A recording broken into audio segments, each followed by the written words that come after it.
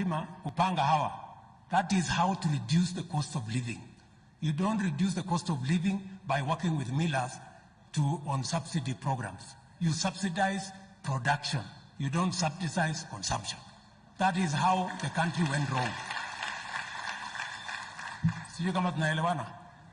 So, hapo kwa cost of living nakubaliana na wewe, lakini nyinyi ndio mliharibu. Wacha mimi nirekebishe. Umesema kuna watu hawaniambii ukweli.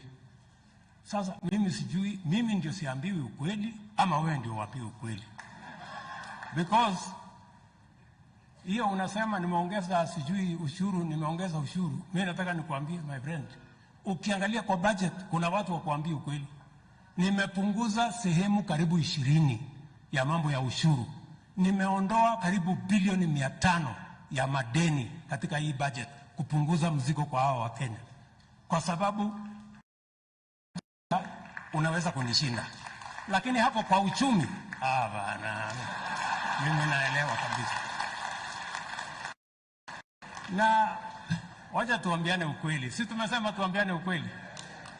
Tunashukuru umesema tuambiane ukweli.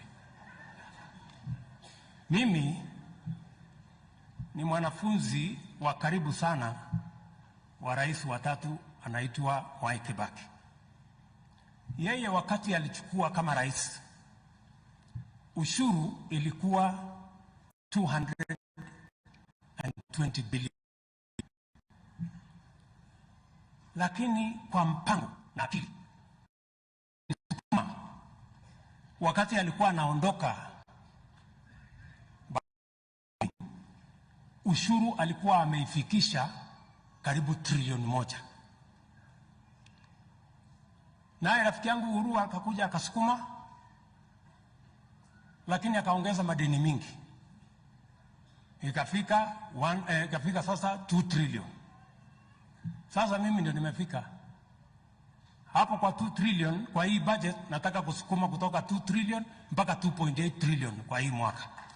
Kwa sababu vile Mwai Kibaki alifanya, aligundua ya kwamba nchi haiwezi kuiendesha kwa kutafuta madeni na kukopa madeni.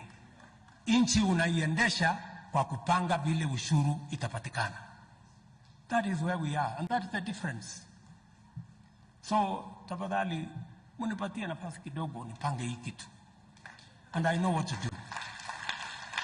Vile nakubaliana na nyinyi, watu wa Azimio sio wazimu. Lakini watu wa Kenya Kwanza sio wazimu pia. Hakuna mtu wazimu hapa. Kila mtu anapanga vile anajua.